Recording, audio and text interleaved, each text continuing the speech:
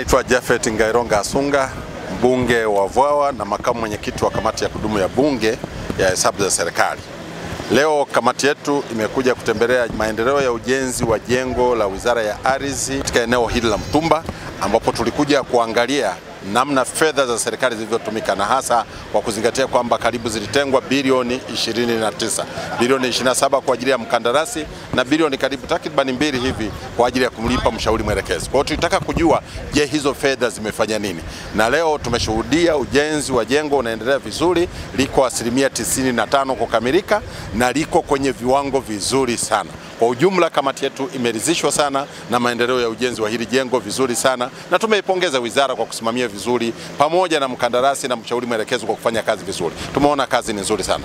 Jambo la pili, tumempongeza sana Mheshimiwa Rais wa Jamhuri ya Muungano wa Tanzania awamu ya 6, Daktari Samia Suluhu Hassan kwa uwezo wake, maamuzi yake ya kutoa fedha nyingi bilioni 29 ili wizara hii iweze kupata ofisi za maana na za kisasa katika eneo hili. Kwa hiyo sisi tunampongeza sana kama rais, tunamtakia kila la heri, tunamtakia afya njema, tunamshukuru kwa kutoaji wa fedha hizo, na sisi kama kamati ya bunge tumeona fedha zinaendelea vizuri, zinatumika vizuri, mradi mzuri, unapendeza, hata mazingira ya nje yanapendeza. Kwa hiyo tunampongeza kwa kazi hiyo. Tumeagiza wizara wahakikisha kwamba wanamsimamia mkandarasi kuhakikisha kwamba muda uliobaki anakamilisha ujenzi wa vitu ambavyo bado kidogo havijakamilika. Kuna maeneo machache ambayo bado hajakamilisha. Kuna baadhi ya kazi.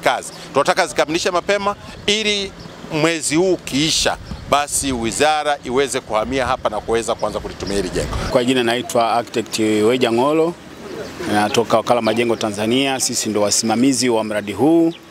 Tunashukuru kwa ujio wa kamati ya bunge.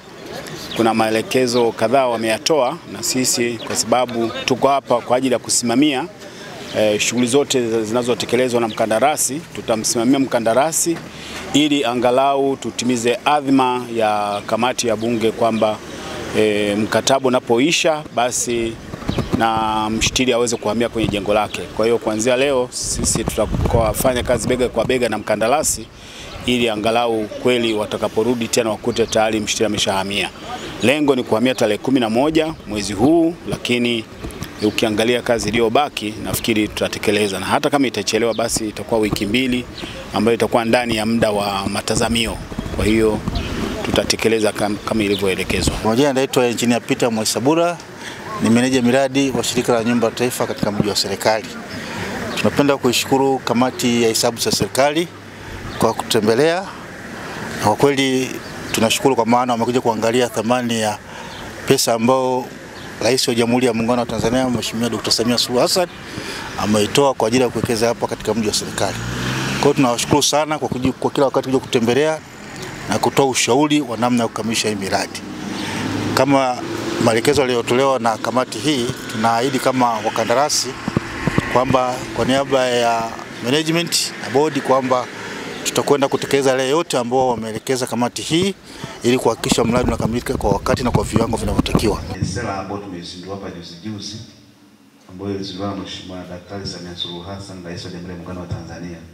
Moja ya jambo kubwa ambalo tunakuja nalo katika sekta ya ardhi ni kubadilisha maeneo chakavu. Hivi ninavyoongea tumeidentify maeneo 111 nchi nzima, na Dar es Salaam maeneo 30 tunakwenda kufanya urban renewal.